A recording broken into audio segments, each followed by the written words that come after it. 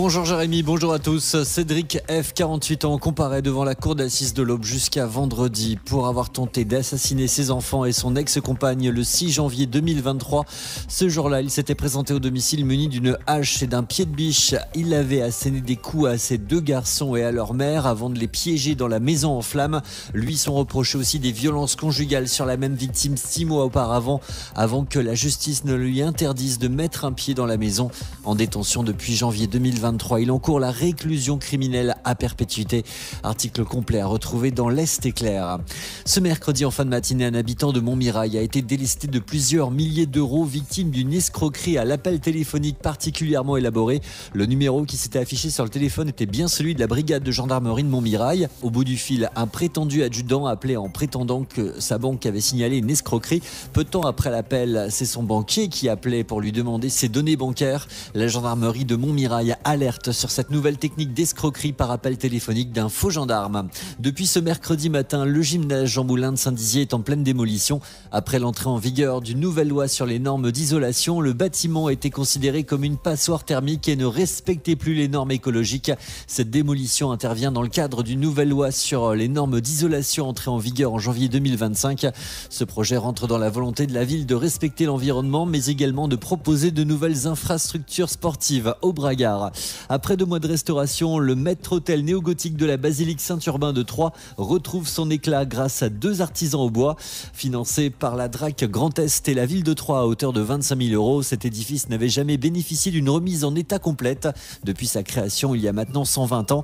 Une opération qui témoigne de l'attachement de Troyes à son patrimoine classé, selon Marc Sébéran, premier adjoint au maire en charge de la culture. C'est une histoire assez extraordinaire, cette basilique Saint-Urbain. C'est le pape Urbain IV qui a voulu rendre hommage à son père sur l'emplacement de son échoppe de cordonnier et qui a bâti cette magnifique collégiale. Là, l'exemple d'une église absolument remarquable, fréquentée par de très nombreux touristes, et puis un attachement particulier de la ville de Troyes à l'ensemble du mobilier, que ce soit les vitraux, que ce soit la statuaire. La ville de Troyes investit dans les bâtiments eux-mêmes. Chaque année, on a à peu près 500 000 € qui sont destinés à l'investissement dans la restauration des édifices classés que sont les églises. C'est vraiment une volonté de la ville de faire vivre ce patrimoine, de le restaurer, de valoriser et puis de permettre au culte de se faire dans les meilleures conditions possibles. Prochaine grosse opération annoncée, la restauration du chevet de l'église Saint-Nizier à Troyes, un chantier d'envergure prévu sur plusieurs années et qui se comptera en millions d'euros. Dans le cadre de la campagne pour la présidence du parti Les Républicains, Laurent Wauquiez se rendra ce soir à 19h30 pour rencontrer les militants de la fédération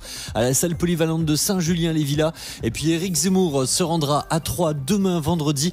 Le leader de Reconquête tiendra un meeting en fin d'après-midi pour lancer la campagne des élections municipales de 2026. Il annoncera à cette occasion le nom de la tête de liste de son mouvement pour le scrutin troyen.